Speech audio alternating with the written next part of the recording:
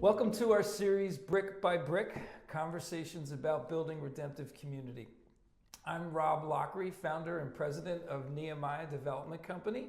We're a faith-based, multidisciplined real estate development company that focuses on adaptive reuse, infill development, town centers, and where our mission is to build redemptive communities, physically, relationally, and spiritually.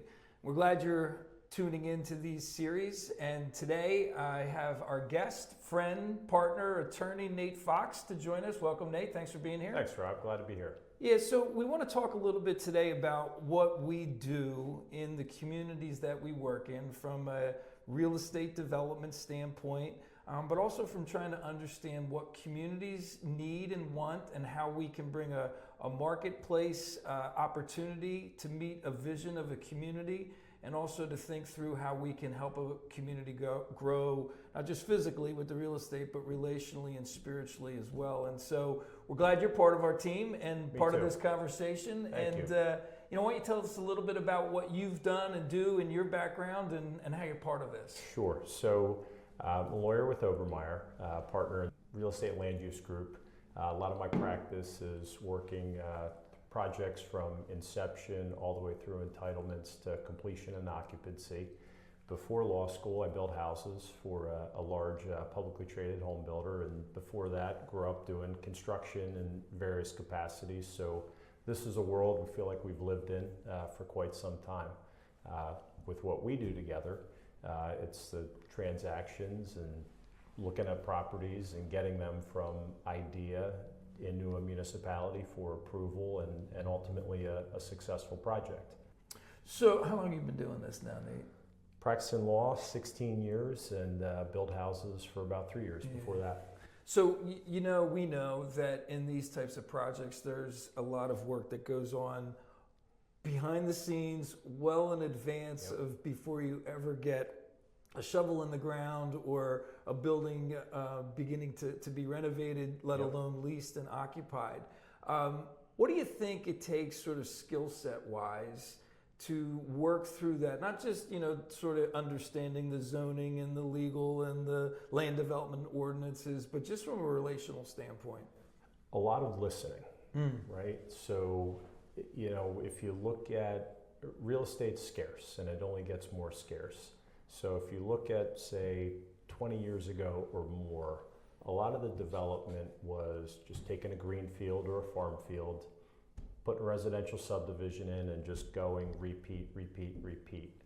There's not opportunities to do that, and I think that's counter to what our projects largely are. We're doing either infill, adaptive reuse, and what does that mean? Infill meaning you're taking a piece of property that's largely improved all the way around it, and it's either the last remaining tract or you're removing the improvements on a property to redevelop it. Doing that takes a certain touch, and every municipality, at least in Pennsylvania, has some level of comprehensive plan, and that's the vision for the municipality of what they've set forth. Like Dublin had its Dublin Vision Plan, which largely was followed for the Dublin Town Center. But when you're coming in somewhere, you don't live there. You're dealing with people that have very strong ties to their community, and if you're proposing something different or that's maybe a little bit outside or a lot outside of what they had in mind for their community, you have to talk through that, but you also have to listen to what their thoughts and concerns are and really work together. So I'd say listening and collaborating, and also trying to figure out where you can meet or hear their concerns and then maybe help get to a place where the project works. Right. So I think listening, collaborating, partnering are key parts of redeeming communities. So it's not like we're coming in and saying, hey, this is what we're going to do.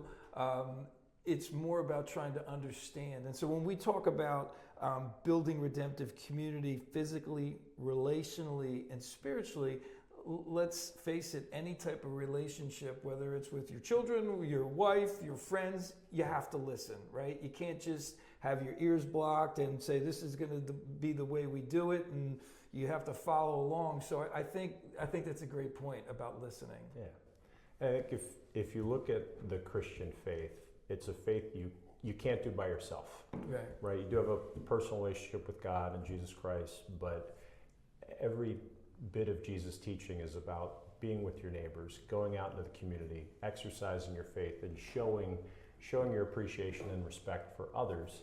And that's similar to what we do. You really can't do this by yourself, right? And the process where we do this work, it requires you to engage with others. And not just what you're doing, but how you do it will affect whether or not the project's successful oftentimes. Scripture tells us we're two or more, right? Like two is better than one, three is better than one. And so that kind of lends itself to the partnering too, right? So it's one thing to listen, but it's another thing to figure out how do we create these partnerships, the collaborations that are at the end of the day will be successful, right? In terms of what we're trying to do and what the community's trying to do. And I think it's a great point, listen, collaborate, partner. We believe, as I know you do too, that, we all have this deep desire for things to be made new again. And we know when Jesus returns, all things will be made new. But until that time and where we are, we all have a role to play in that redemptive story. And it's not one where we just say, hey, it's our way or the highway. It's more of one where we begin to listen, partner, collaborate, and then sort of kind of go at that desire that we all have to see things made new again. And so it's why we focus a lot on infill development, adaptive reuse, trying to restore, renew, and rebuild. Typically you're out there just trying to build something and lease it up and get as much money as you can for it. And we still want to make the economics work and all of that for our financial investors. But I think really having that mindset of how do we restore, rebuild, and renew, tapping into that desire that we all have and being part of God's redemptive story. Right. And, comparing the old way of development, the green fields, car dependent, you're out away from things. A lot of our projects and what we're trying to do is create not just convenience amenities or opportunity for people to have convenience, but give them an opportunity where they can go meet a friend, take their family out to dinner, go shop, but encourage that connection and building a community perhaps within an existing community. Right. And you hear it in the marketplace in terms of live, work, eat, play. Right. I mean, doing life together. Yep. I mean, if you look at the early church when it started, they were doing life together. They shared in things, they shared meals, there was this sense of partnering, there was this sense of collaborating. And I think, again, that's something that's woven into each and every one of us. It's in our DNA. And so when you're able to go into a community, or maybe you're invited in by a community, I think our perspective, from a legal, from a financial, from what we want to do architecturally and all the things that go into real estate, it's really about how do we create those partnerships, collaborations, and that opportunity to do life together and create a context for those types of relational aspects. Well, and going back to real estate being scarce, if we create those places, or if you neglect to create those places, you just remove opportunities for people to do all those things, or at least remove that from their immediate community and make it harder and less likely that people have opportunities to do that. And the old adage about real estate, location.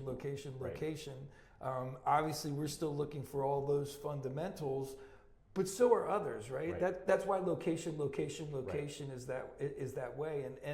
And then, I think what God has blessed us with, in addition to the people on our team and the work that we're doing, is to be able to work into a community that we can tap into. That and the only way you tap into that is by listening, and then you can understand where you can partner, and then you bring together life, like opportunities for people to do life. And we talk about physical, relational, and spiritual. It's incredible to see what can happen in those communities that because we don't even know what God's going to do in those places. Well, and the listening and collaborating is just the start, because what you're really doing is developing a relationship and trust.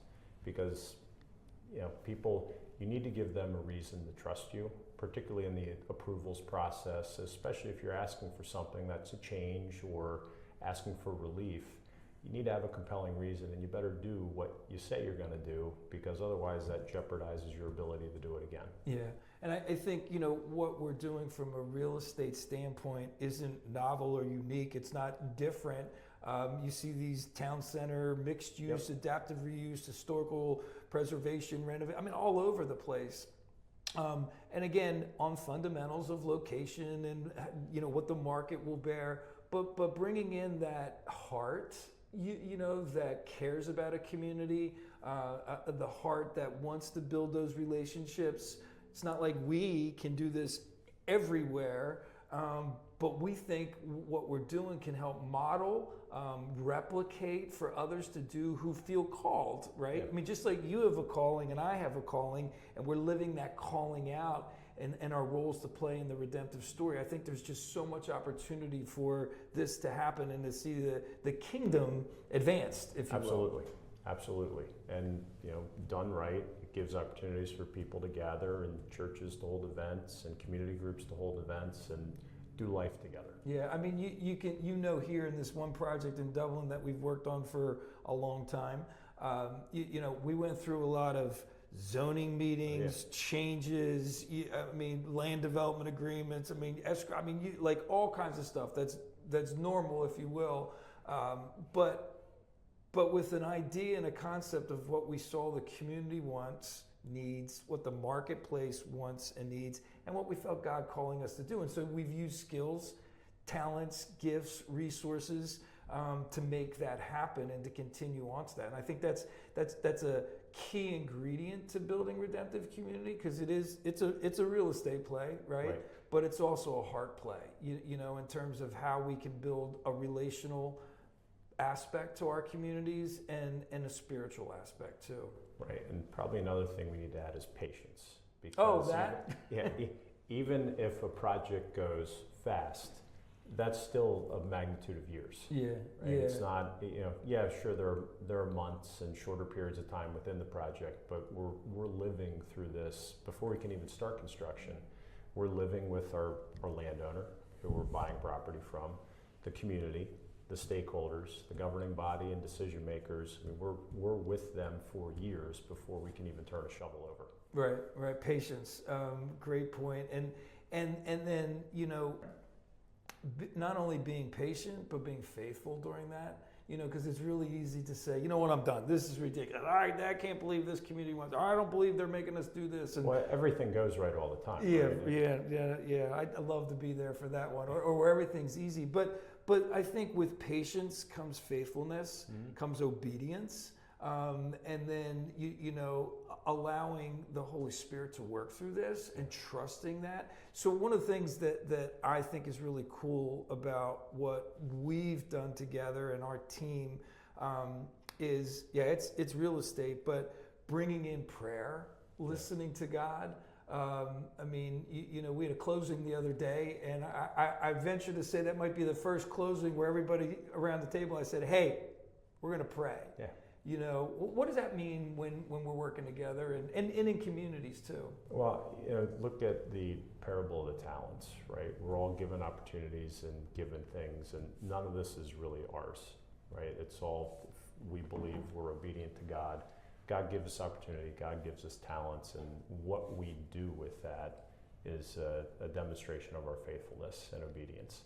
So recognizing always that somebody else is in control, not us. No matter how in control or out of control we feel, there's a reason for all that. And you know, taking time to always remember that, pray in thanks, even in difficult times, that's important. And I think that's something that's top of mind and front and center for us in everything we're doing, professionally and personally. And really listening to say, you know, what's going on here, God? Right. You know, and what are you up to, and how do we join with you in that? And is the door being shut or opened? And you know, we like to pull that all together in this. Yeah. Again, it's real estate development.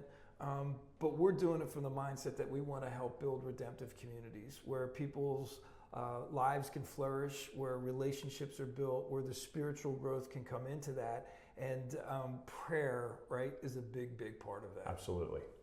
Yeah, good. Well, this has been great. Thanks for joining us glad to be here. today. And continue to stay with us on this conversation on building redemptive community in our series Brick by Brick. Thank you.